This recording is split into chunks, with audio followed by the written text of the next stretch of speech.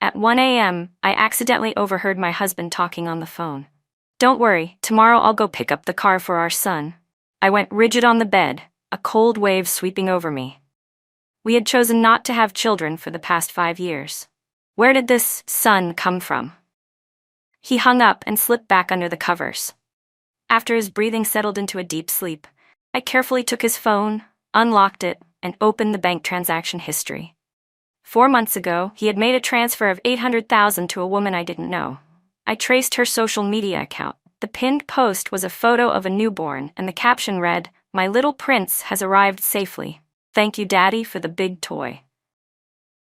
The post date was the very next day after Ethan Collins made that transfer. I took screenshots, compiled them, and sent the file to my brother. Ethan hadn't just cheated, he had a child outside our marriage.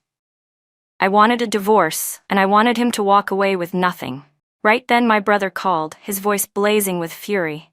"That bastard, Emily, don't panic, let me handle it. I've already lined up the best lawyer. If he dares to pull this, I'll show him what it means to wish he were dead." After I hung up, my stomach twisted. I opened the woman's profile again. Her name was Maya Turner, and kept scrolling. 4 months ago. He said once I'm done with confinement, he'll take me and the baby to the islands for a vacation. The moonlight is so beautiful tonight. The photo was her face in profile, with a floor-to-ceiling window behind her and the city's night view beyond. The angle showed a luxury apartment directly across from my building. 2 months ago. He says he loves me and our baby most and will give us the best in the world. Today's Wagyu beef was amazing. The picture was a high-end Japanese grill, the very restaurant I had suggested for our 3-year wedding anniversary. That day, Ethan had scowled and snapped that I didn't understand how hard he worked for money. I felt guilty, and we ended up eating at a cheap diner at the end of our alley. 1 month ago. "Welcome to the world, little prince. Mommy and Daddy have already prepared your first nest." The photo showed Maya's hand and Ethan's fingers interlaced, resting lightly on a baby. Beside the baby lay a bright red real estate deed. Each photo jabbed into my heart like a poisoned needle. Tears fell onto the screen, blurring everything. Beside me, Ethan's breathing stayed even, a faint smile tugging at his lips. No doubt he was dreaming about his precious son. I stared at his false, peaceful face, and the love in me hardened into bone-deep hatred. "Ethan Collins, you think you can hide the sky with your hand? You have no idea who you're dealing with. I'm Emily, and I am not the kind of woman who lets anyone walk over me." I slipped out of bed and went into the study.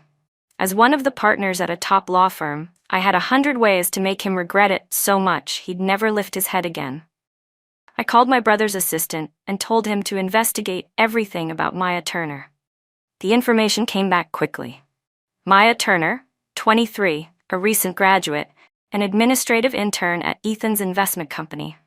Average family, ordinary resume, the typical young woman trying to use youth and her body to take a shortcut. What stung me most was her start date. Right after my wedding to Ethan. In other words, from the very beginning, she had set her sights on a married man. The next morning, Ethan stood in the dressing room, choosing a tie, just like always. After he finished getting ready, he came over gently to wake me. When he leaned down for his usual good morning kiss, I reflexively turned my head away. He paused for a beat, then smiled and said, "Rough night? Didn't sleep well? Today I have to meet an important client. I'll probably be home late," he said. "Got it," I forced a smile. "Work comes first." Surprise flickered in his eyes. Maybe he hadn't expected me to be this calm. I'll get going then. The next few days will be pretty busy, so don't overthink things." "Okay," I nodded obediently, while inside I gave a cold, silent laugh. "Busy, sure. Busy enjoying your brand new little family." As soon as Ethan left, I drove straight to his investment firm. As their legal consultant, I had every reason to show up there. Walking past the administrative area, I saw that girl, Maya Turner. In person, she was thinner than in photos, with pale, almost translucent skin and big round eyes carrying a naive, untested look. Who would guess that face belonged to a woman quietly tearing apart someone else's family? "Hello, who are you here to see?" she asked, voice sweet and smile bright. "I'm here for Ethan Collins," I answered while unconsciously studying her. She wore a fitted office set that cinched at a slim waist, and there wasn't the slightest sign she'd ever had a baby. "Director Collins is fully booked all day," she said. "May I ask who you are?" "I'm Emily." The moment the words left my mouth, her face went pale. Of course she knew exactly who I was. "Ms. Emily," she stammered. "Please wait a moment, I'll notify him right away." Her fingers trembled as she picked up the intercom. I heard her whisper, "Director Collins, your wife is here." Ethan stepped out of his office almost immediately, the smile on his face stiff and forced. "Emily, why are you here? You didn't call first." His glance flicked past Maya, tension obvious. I casually hooked my arm through his and felt his muscles go rigid. "I missed you, so I dropped by, thought I'd take you to lunch." "Sure, of course, let's eat at the private dining place downstairs." He was eager to get me out of there as fast as possible. In the elevator, I let my question slip as if by accident. "That admin girl earlier, is she new? She looks pretty green. How old is she?" "No idea. Just an intern," Ethan replied without a hitch. "I don't really keep up with admin matters." "Oh," I said lightly, while inside I found it pathetically funny. Lies that smooth must have been rehearsed 1,000 times. At lunch, I thoughtfully served him food and asked about the company and how he'd been feeling lately. I caught a flicker of emotion and guilt in his eyes. "You've always understood me best. Having you is real happiness." Watching him act so convincingly, I almost gagged. "Oh, right," I said, pretending to remember something. "My friend just bought a Porsche Macan. It's gorgeous. Maybe we should get matching cars as a couple?" The chopsticks in Ethan's hand paused midair. "A new car? Ours runs perfectly fine. It's only been, almost 4 years? Besides, if we have kids later, it won't be that comfortable." I traced the rim of my glass with a fingertip and kept my tone airy. His face darkened. "Kids are a long way off. Our expenses aren't exactly small right now." "Huh. When you were buying a house and a car for your love child, I didn't hear you worry about expenses." "You're right," I said sweetly, nodding, while inside I felt nothing but ash. In the afternoon, I used another pretext to swing by the admin area again, just in time to hear Maya chatting with a coworker. "The doctor says little Bao is developing really well, smarter than other kids his age." "You're so lucky, Maya. Your boyfriend dotes on you and loves the baby." "That's right," Maya replied. "He even said he'll marry me when the time is right." Maya's face glowed with sugary happiness. "Marry her?" I let out a laugh. He hadn't even divorced me yet, and he was already planning a wedding with someone else. Maya spotted me and went sheet white. "Ms. Emily." I walked closer with an overly friendly smile. "Miss Turner, right? I heard you've had a baby, congratulations." Instinctively, she clenched the hem of her blouse, clearly rattled. "But thank you, Miss Emily." "I'm sure the baby's daddy dotes on you," I said, looking straight into her eyes. She immediately looked away, lashes lowering. "Very, very good. That's good to hear. A woman should know how to protect herself. Never let a bad man fool you." Leaving that loaded sentence hanging in the air, I turned and walked out. The moment I stepped out of the company, my expression went dark. "Maya Turner, do you really think I can't touch you just because you're hiding in the shadows? I'll show you exactly what I'm capable of." That night, Ethan came home very late, carrying the faint scents of milk and antiseptic. After entertaining the clients, I stopped by their place, he lied easily. "Honey, I'm going to shower first." I said nothing and waited until I heard the water running, then picked up his phone and unlocked it. The message thread between him and Maya popped up. "Maya, hubby, our son laughed today. I'll record a video for you." "Ethan, our boy is so smart. You've worked hard, my love." "It's not hard at all. As long as you and our baby are healthy, I'm willing to do anything." "Ethan, wait for me. It won't be long before we can be together, out in the open." I stared at those blinding words, my face blank. My love, what a bitter joke. So they'd already planned out their future. All that remained was for the lawful wife, me, to disappear. Daydreams in broad daylight. Ethan finished his shower and came out. I offered to massage his legs. "Honey, you've been working so hard lately." He relaxed and enjoyed my service, a flash of sly pride flickering in his eyes. "It's all for our family." "Oh, by the way," I said as if idly, "when I stopped by the company today, I noticed that admin girl's phone wallpaper was a baby. She's so young to be a mom, huh?" Ethan's whole body went stiff. "Is that so? I hadn't heard. I even heard it's a boy." I added slowly. Young people these days are so impulsive. He forced out a reply, sweat beginning to bead at his temples. I laughed coldly inside, but kept my face soft and concerned. Exactly. I just hope her boyfriend is responsible, not some fraud. It'd be a shame otherwise. Sure, I'm sure he is, his voice already starting to tremble. The next morning my brother's people sent over fresh photos. Ethan Collins and Maya Turner at a high-end children's boutique, picking out things for the baby. In one shot, he cradled a swaddled infant carefully, bending to kiss the child's forehead, his gaze gentler than anything I'd ever received. Beside him, Maya clung to his arm, smiling bright and proud. The two of them stood together, like a happy little family of three. Another photo was taken in the parking lot, Ethan placing a car key into Maya's hand, a white Porsche Macan, exactly the model I'd mentioned the day before. Maya rose on tiptoe to kiss his cheek. I curled my lips into an icy smile and saved every image. The evidence was more than enough. That afternoon, I made a point of visiting the upscale beauty club Maya frequented. I happened to find her at the front desk with friends. Wearing a baseball cap and a mask, I sat quietly in a nearby corner and listened. Maya, aren't you afraid his wife will find out? One friend asked. Maya laughed, smug and scornful. Afraid of what? An almost 30-year-old maid, who's never had a child. What's there to be afraid of? He said once the company stabilizes, he'll kick her to the curb and lay the divorce out straight. When that happens, the title of Mrs. Collins will be mine. He even promised that after the divorce, he'll transfer that luxury downtown condo to me. With men, as long as you give them a son, their hearts belong to you. That Emily? What is she anyway? So her family's got a little influence, so what? She can't beat me. I'm holding the trump card. Her marriage, her man, sooner or later, they'll both be mine. Old maid. Trump card. I clenched my fists until my knuckles went white. So in their eyes I was just a worn-out woman to be used and tossed aside. Fine. Perfect. Maya Turner, you think you've already won? I'll make you watch your so-called trump card turn into a pile of worthless scraps.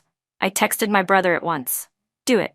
My brother moved with stunning speed. By the next afternoon, the biggest project at Ethan Collins' investment firm exploded into a severe financial scandal, falsified reports.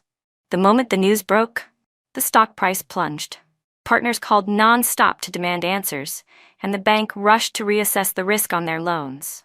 Ethan was in total chaos, buried in emergency meetings all day. I timed it so that before he got off work, a pot of hot soup was already simmering at home. He dragged himself in, exhausted, and forced a smile the second he saw me. Emily, you're still up?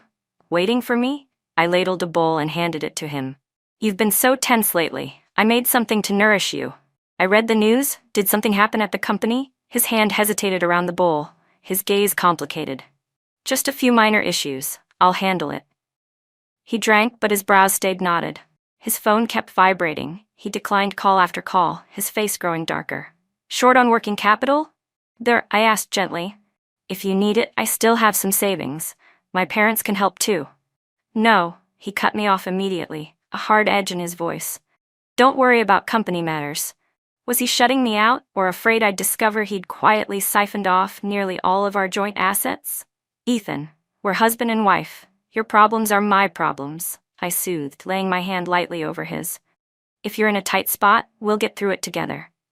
He stiffened, then squeezed my fingers, guilt and conflict flickering in his eyes. Emily, I'm sorry. I've been under a lot of pressure. I understand, I said sweetly, nodding, though a sheet of ice lay deep in my gaze. Focus on the company. I'll take care of the home. Some of the weight seemed to lift from him, and he slumped against the sofa. Right then his screen lit up with a text from Maya. Hubby, why doesn't my card work anymore? And what about the bag you promised me? Ethan went chalk white and hurriedly killed the screen. I pretended not to notice and stood, heading for the kitchen. There's plenty of soup. I'll get you another bowl. Behind me, he bowed his head and sent a voice message, bristling with anger. I'm swamped. Stop making a fuss. What bag? The bag can wait. The sound of running water masked the cold smile tugging at my lips. Ethan Collins, this is only the beginning. That minor issue of yours will snowball, bigger and bigger with every turn, until it buries you under a mountain of ice. Near midnight, he tossed and turned, unable to sleep. I could feel the anxiety radiating off him. I slipped my arms around him from behind and murmured, "Don't be afraid. It's going to be okay." He lay silent in the dark for so long I thought he'd fallen asleep. Suddenly his voice came rough and low. "Emily, has your brother been getting to know someone at the Treasury or some regulator lately?" My heart gave a jolt. He was starting to suspect. I pretended I'd been woken from a dream, rolling over groggily. "Huh? What did you say? My brother?" I rubbed my eyes, face blank with confusion. "How would I know who he knows? What's going on?" Ethan stared at me through the darkness, as if trying to read something in my expression. "Nothing. Just asking," he said at last, his voice turning dull. But I knew the seed of doubt had been planted. Over the next few days, the company's crisis kept escalating. A few key investors pulled their money, and the project ground to a halt. Debt letters from the bank started landing like a blizzard. Ethan grew visibly haggard, stubble rough on his jaw, the whites of his eyes bloodshot. He began coming home just to sit holed up in the study, chain-smoking one cigarette after another. Meanwhile, the texts and calls from Maya Turner came faster and sharper. I accidentally caught a few of them. "Ethan Collins, what do you mean you're avoiding me? Your son doesn't even have money for imported formula now. Are you really going to abandon us? Did you forget every promise you made? I'm warning you, if you dare to ignore me, I'll bring the baby straight to your office and show your wife who you really are."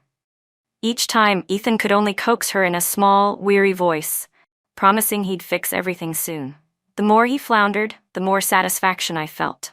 That night, he stumbled home dead drunk, collapsed face first on the rug, and mumbled, "It's over. It's all gone." I watched him coldly and didn't bother to help. He clawed his way up and grabbed my wrist, eyes red as blood as he shouted, "It was you. You told your brother to set me up, didn't you? You knew all along. That's why you're taking revenge on me." His breath reeked of alcohol and smoke as it hit my face. I yanked my hand free, letting just enough shock and hurt show. "Ethan Collins, are you insane? What are you even saying?" My voice shook, and my eyes reddened at once. "Your company's in trouble, and you won't look at yourself? You turn around and blame me? How would I know anything? I worry about you every single day, and this is how you slander me." The tears fell at the perfect moment. Wronged and helpless. Seeing me cry, he faltered, confusion and hesitation flashing in his gaze. Maybe the alcohol had dulled his reason, or maybe fear had finally taken hold, because he suddenly dropped to his knees, wrapped his arms around my legs, and broke down. "Emily, I'm sorry. I was wrong. I'm out of options. Only you can help me. Please talk to your brother. Ask him to let me go. If I can just keep the company, I'll agree to anything. I swear I'll never make another mistake." I looked down at him, the man who'd once strutted in front of me, now kneeling like a stray dog. My voice came out soft and glacial. "What mistake did you make?" His whole body trembled. He lifted his head, despair and fear all over his face. He knew that I knew. Right then, frantic pounding sounded at the door, mixed with a woman's sobs and shouts. "Ethan Collins, open up! I know you're in there, come out here now!" It was Maya's voice. She had actually come to our home. Ethan's face went paper white. Panic flickered between me and the door as he shook like he had a fever. "Emily," he whispered. "Listen to me. It's not what you think," he stammered, trying to get to his feet. I didn't answer. I simply walked over and opened the door. Outside, Maya Turner was cradling a baby, hair a mess, makeup streaked from crying, nothing like the haughty woman I'd seen at the salon. When she realized it was me at the door, she froze, then her face twisted, wild and cornered. "Emily," she screamed, thrusting the baby toward me. "Don't you get smug. Even if his company goes bankrupt, he's still my child's father. He'll never escape me and my baby, ever." I looked at her calmly, my gaze sliding past her to the car parked not far away. My brother sat behind the wheel and lifted a hand to flash me an okay sign. He always had people quietly trailing me, keeping me safe and clearing the way. "Come in," I said, my voice light and cool, as if I were inviting a stranger with nothing to do with me. Both Maya and Ethan went rigid. All the scenes they'd imagined, screaming, cursing, sobbing, even fighting, none of it happened. Maya hesitated, then stepped inside with the baby. Ethan sat on the floor, face bloodless, too drained to stop anything. I took a seat on the sofa, crossed my legs with deliberate grace, and lifted my chin toward her. "Sit." My presence made her flinch. She dropped into the chair opposite, clutching the child tight. "What do you want from him?" I asked plainly. Maya faltered for a beat, then snapped. "I want him to take responsibility. He promised he'd divorce you and marry me, give little Bao a complete home. Now that his company's about to go under, he wants to wash his hands of us." "And what else did he promise?" I smiled, genuinely curious. "He promised to transfer the luxury condo downtown to me. He even signed a commitment," she said, seizing on it like a lifeline. She yanked a crumpled stack of papers from her bag and held them up to my face. "It's all in black and white. If he dares back out, I'll sue." I looked over the commitment, the corners of my mouth growing colder. "Miss Turner, you really think that with this child and that piece of paper you've already won, don't you? Isn't that right?" She shot back, spine straight, eyes blazing with pride. "What man doesn't pour his heart into his son? You're a woman who can't give birth. How are you supposed to compete with me?" Smack! I dropped a thick stack of files onto the coffee table, the sound making both Maya and Ethan jump. "Compete with you?" I curled my lip. "Why would I need to compete?" I pulled out the top sheet and held it out to her. The initial $3 million invested in Ethan Collins's company was my separate premarital money. Under our prenuptial agreement, that principal and all its returns belongs to me. When the company goes bankrupt and liquidates, I am the first priority for repayment, as the largest creditor. As for the condo you two are staying in, the money for the car, and every transfer he's made to you, those are marital assets. I've already filed suit to recover all assets that were illegally dissipated. I watched Maya's face blanch, each word hitting its mark. "In other words, very soon he'll be penniless and buried in debt. And that commitment you're holding?" I let out a small, contemptuous laugh. "It's just scrap paper. A debtor who can't keep himself afloat, how exactly is he going to buy you a home?" Maya began to shake, her lips quivering. She stared at Ethan in terror. "She's lying, right, Ethan? Say something. We have a son. You'll protect us, won't you?" Ethan kept his head bowed, silent as a dead statue. I saw the moment Maya's heart finally plummeted into the abyss. No, that can't be." Maya muttered like someone whose soul had fled, her face white as a sheet. The baby in her arms seemed to sense his mother's unease and suddenly burst into loud, piercing cries that shredded the quiet of the living room. The wail snapped Maya back to herself. Flustered, she rocked the child, her eyes darting between me and Ethan as if she'd lost all bearings. "You lied to me, Emily, you vicious woman," she screamed. "You were jealous of our happiness, so you had to ruin it." Then she shrieked, wild and unhinged. "Ethan loves me. He's just in a tough spot right now. Once this passes, he'll give me everything." I watched her thrash like a drowning person, my gaze cool, as if I were watching a cheap melodrama. "He loves you?" I let out a small laugh and turned to Ethan, who was still slumped on the floor. "Ethan Collins, tell her, what exactly do you love about her?" His body trembled as he slowly lifted his head, eyes empty. "Is it her young body, the fact that she gave you a son?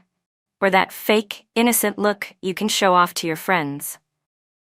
I pressed in, each word a whip cracking across the rotten pride he had left. "Have you told her this? That your company only got this far because of how many connections my father introduced you to? Back when you were starting out and failed over and over, who used her dowry, her mother's money, to fill your holes? Have you told her why we never had children? That it's because there's a genetic condition in your family and the doctor advised against it? And that I, for the sake of your reputation, have endured every whisper and rumor all these years?" My voice wasn't loud, but every word landed like a stone, pinning the hearts of everyone in the room. Ethan's face went from pale to a bruised purple. His mouth opened, but no sound came out. Maya was frozen, and even the baby's crying weakened. She stared at Ethan, stunned, furious, unable to believe it. "A genetic condition, so that's why you didn't have kids?" she asked, her voice shaking. His silence was the clearest answer. Maya laughed, a twisted sound uglier than tears. "Good, very good, Ethan Collins." She lurched to her feet and jabbed a finger at his face. "Do you take me for an idiot to toy with? You used me to bear you a son and hid something this big from me, you fraud."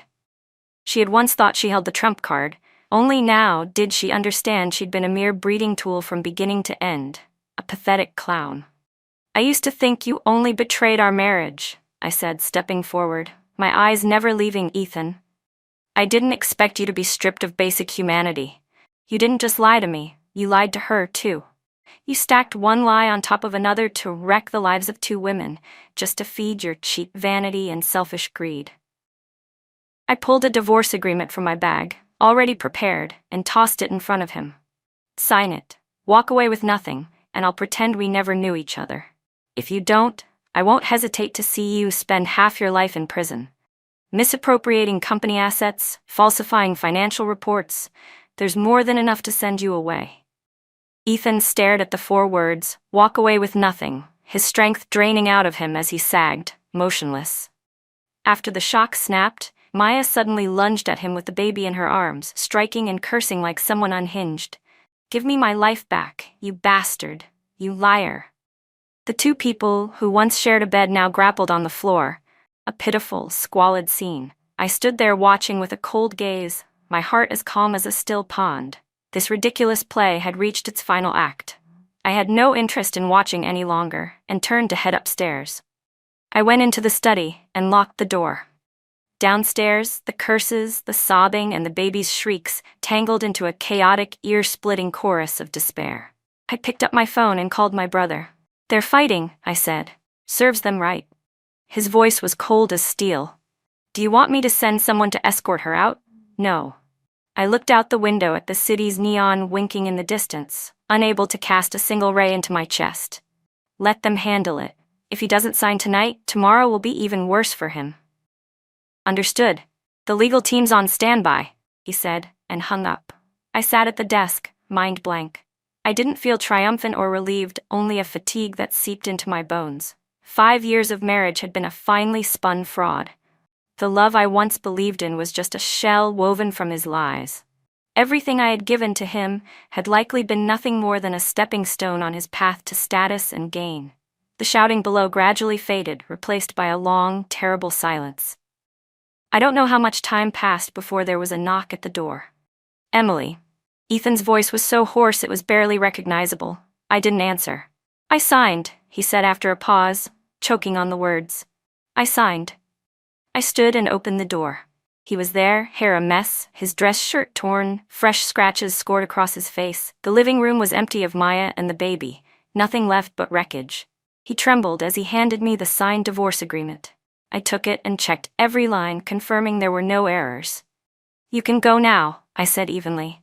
I'll see you out. He didn't move. Bloodshot eyes fixed on me, full of regret and stubborn refusal. Is there really no way back for us? I was wrong. I know I was wrong. She clouded my judgment. The one I've loved from the start to the end is you, Emily. I laughed like I'd just heard the worst joke in the world. Don't insult the word love. The moment you chose to lie, the only thing left between us was calculation. Now that you're broke, you remember me? Too late. I pointed to the door. Get out. Don't make me call security. All color drained from his face.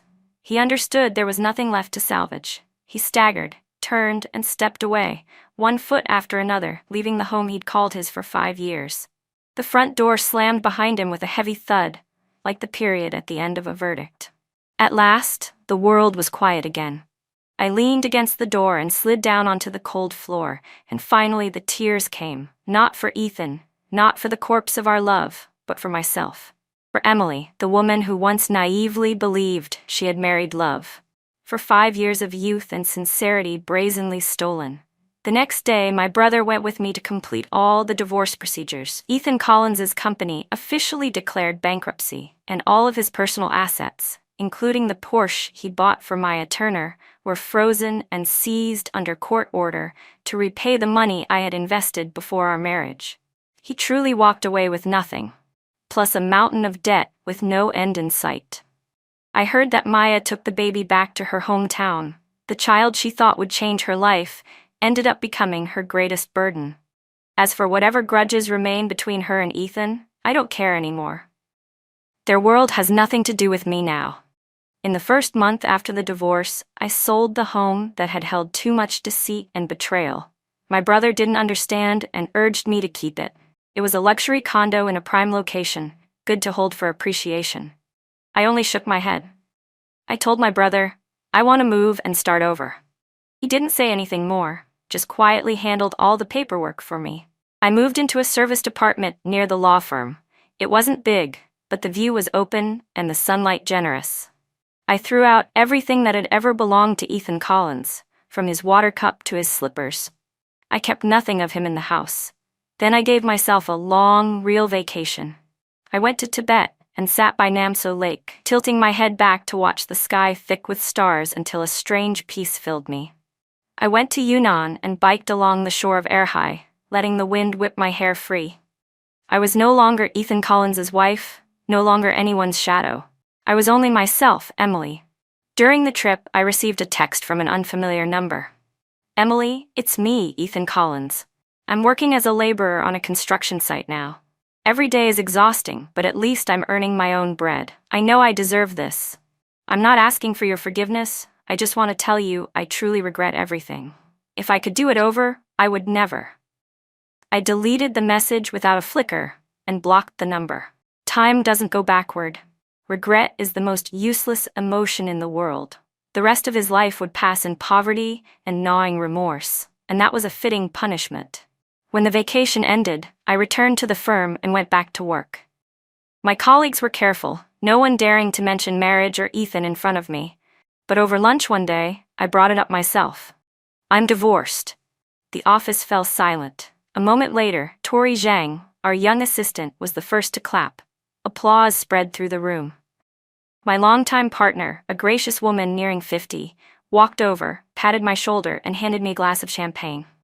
Congratulations on your freedom. Here's to all the good things ahead. To freedom, to the future, others echoed. I raised my glass and drained it. That night I didn't go home. I stood for a long time at the floor-to-ceiling window in my office, gazing at the city glittering below. The view was identical to the night I secretly checked Ethan's phone, but my heart was nothing like it had been. That night, my world collapsed. Tonight, I felt the whole world under my feet. I didn't become the kind of woman who loses faith in love. I simply understood that love isn't everything in a life, and a woman's worth should never be defined by marriage or by a man. My life would be mine to command. My phone lit up on the desk. It was a message from my brother. There's a reception tonight. A young European architect will be there, talented and handsome. Go meet him. I looked at the line of text and felt my lips curve. I replied, sure, and set the phone down. I lifted my gaze to the mirror across from me, makeup neat, eyes steady, a confident smile at the corners of my mouth. Yes, I deserve better things, and my story is only just beginning. A year later, I stood on stage at an international law conference, the lights bright on my face, my confident smile never fading. My talk on property rights and marriage drew wave after wave of applause. In the audience, I caught the glance of a man, the European architect my brother had once mentioned. He smiled and lifted his glass toward me in a quiet toast. I answered with a small nod, but I didn't rush. I had learned that in this world, there was nothing worth rushing into if it meant trading away myself. After the conference, I received a collaboration offer from a prestigious law firm in London. They wanted me to lead a major project on protecting women's rights in international divorce cases. I agreed without a moment's hesitation. The small apartment back in the city was soon replaced by a modern house in the London suburbs, where I planted blazing red roses, a symbol of my own rebirth and strength. One afternoon, while sipping tea by the window, an email arrived from an old acquaintance. It was an article about Ethan Collins. He was working at a small auto repair shop on the outskirts now, living in a cramped rental, his face aged by 10 years. The article also mentioned Maya Turner, who had taken him to court for child support and lost because he had no assets left to enforce a judgment. I finished reading, closed my eyes, and deleted the email. Their story was nothing more than a passing breeze now, too light to stir the life I'd built anew.